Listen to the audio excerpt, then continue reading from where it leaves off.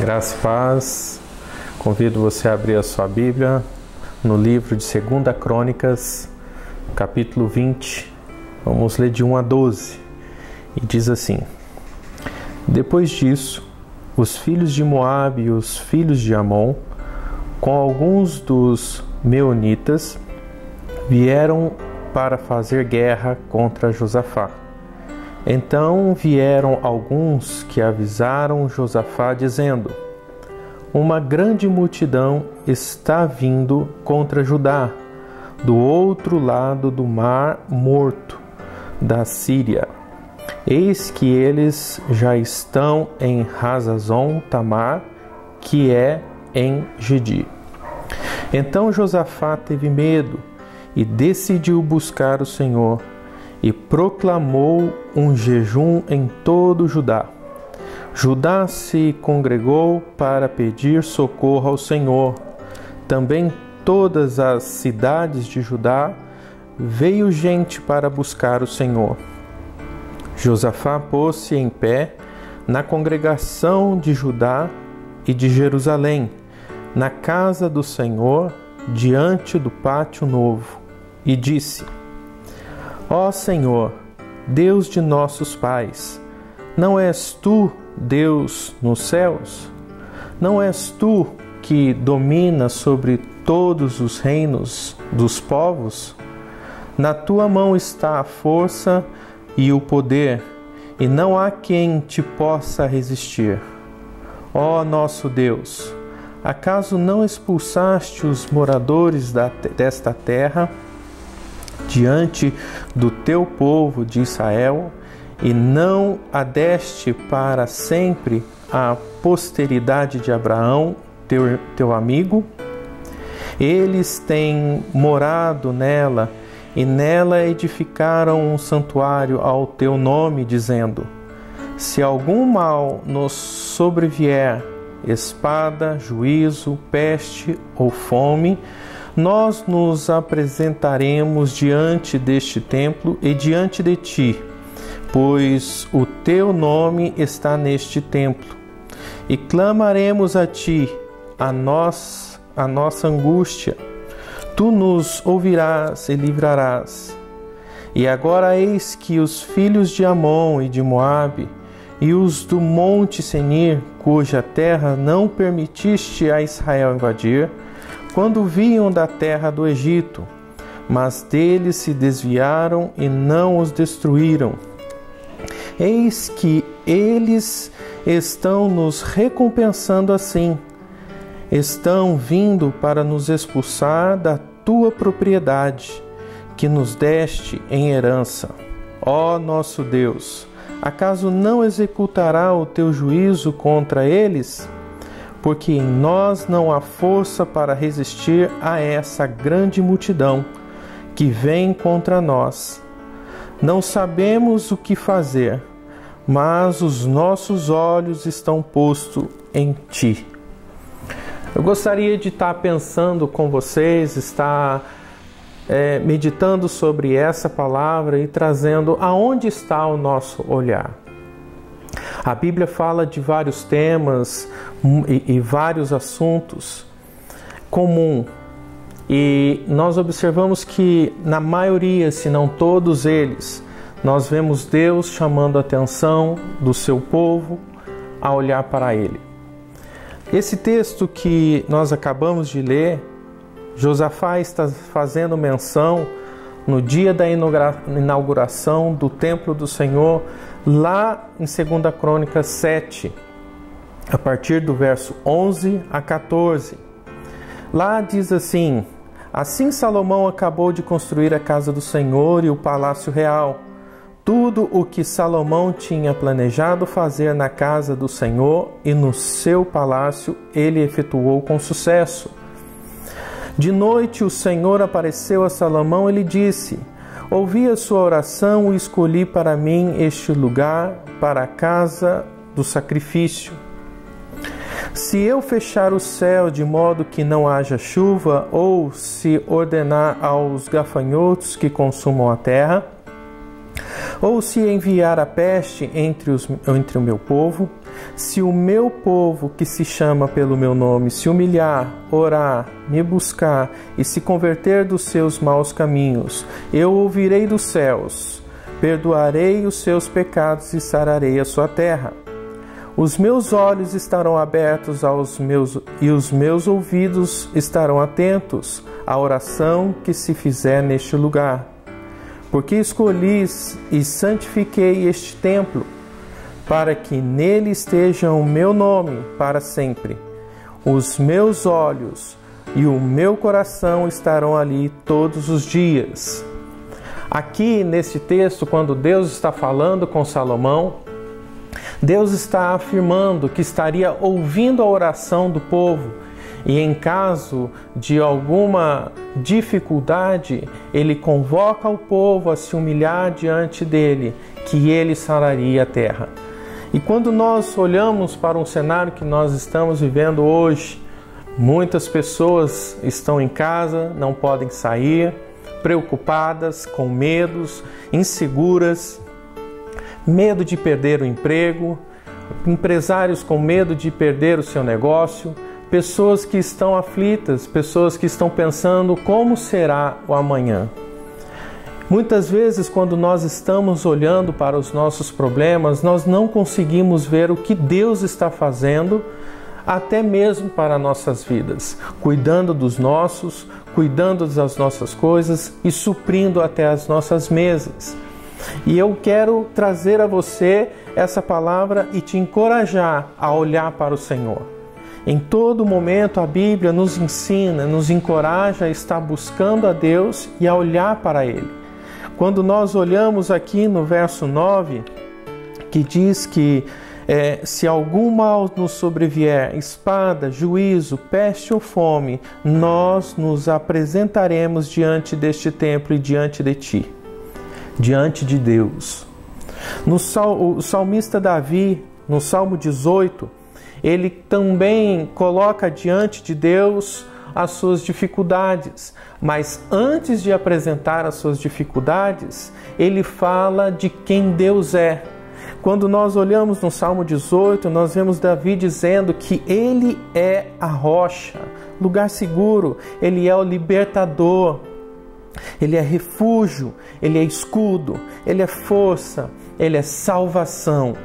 Ele tem todo o direito de louvor, o seu louvor. Depois Davi, ele fala sobre o que está acontecendo com ele. Davi também vivia num tempo difícil e ele coloca para o Senhor. Depois dele falar, ele começa a colocar as suas angústias, laço de morte, torrentes de impiedade, cadeias, tramas de mortes. Davi também estava com medo, mas os seus olhos estavam no Senhor. O seu coração estava firme no Senhor. E o que isso tem a ver conosco neste momento? O medo nos impede de agir. O medo, a insegurança, mexe com o nosso psicológico. Quantas pessoas já se acham contaminadas? Quantas pessoas já sentem um medo que nem ainda chegou e não chegará, em nome de Jesus, em nossas casas? Mas o medo deixa qualquer espirro se tornar um grande vírus. E Deus não quer que você viva com medo. Deus quer que você confie nele. Deixe a sua vida nas mãos dele. Nesse momento também de reclusão nos nossos lares, serve para também nós começarmos a refletir sobre nossas vidas. Passamos muito tempo olhando para várias coisas acontecendo, perdemos um pouco dos nossos valores, perdemos também das nossas prioridades, dos nossos princípios. Abrimos mãos de coisas que normalmente nós não abriríamos. Esse tempo de calamidade serve para nós revermos os nossos princípios e valores. Também serve para nós pensarmos sobre a loucura do dia a dia que nós vivíamos. Antes não tínhamos tempo para nossas famílias e dizíamos que como vou fazer isso ou aquilo, porque o tempo nos consumiu tudo. Hoje nós estamos com nossas famílias. mas com as nossas cabeças pensando lá fora. O povo de Israel também, após ser liberto da escravidão no Egito, ficou andando no deserto, mas o seu coração permanecia no Egito, ainda que vivendo como escravos. O que eu gostaria de estar passando para você que está nos assistindo agora é que nosso olhar deve se fixar em Deus. Que neste tempo que nós estamos em casa seja um tempo também em que nós podemos estar meditando e buscando ao Senhor. Assim como Josafá fez com toda Judá, todo o povo, mandando um dia, proclamando um dia para jejum e buscando ao Senhor, que neste tempo seja um tempo de nós buscarmos a Deus e confiarmos nossas vidas, tudo que temos, o que somos, nas mãos dele. Em Mateus, capítulo 6, versículos de 25 a 34, Jesus está nos ensinando e dizendo para que nós não andemos ansiosos de coisa alguma. Ele diz ainda: buscai o reino de Deus e a sua justiça, e todas as coisas vos serão acrescentadas.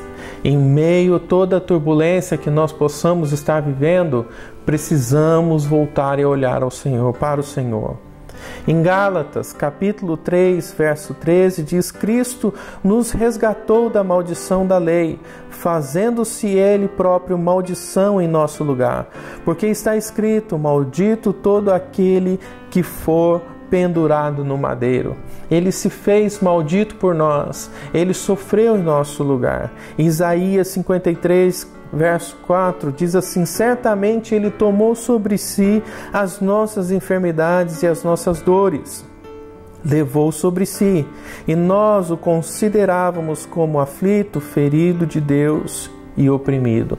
Jesus, ele já levou as nossas dores, toda a opressão que nós possamos estar vivendo neste tempo, que nós possamos lançar sobre Ele, porque Ele tem cuidado de nós. Quando os nossos olhos fixam no problema, nós não conseguimos ver Deus agir nas nossas vidas. Em Romanos, capítulo 8, verso 18, diz assim: porque para mim tenho por certo que o sofrimento do tempo presente não podem ser comparados com a glória a ser revelada em nós. Deus ainda tem uma glória a ser revelada em nós. É a presença dele na sua vida, na sua família. A sua fé fortalecerá outros. Agora você me pergunta: mas Wellington, como faremos isso? No próprio livro de Romanos, capítulo 10, do verso 8 a 13, Paulo está escrevendo, nos ensinando a entregar as nossas vidas para Cristo e confiarmos nele.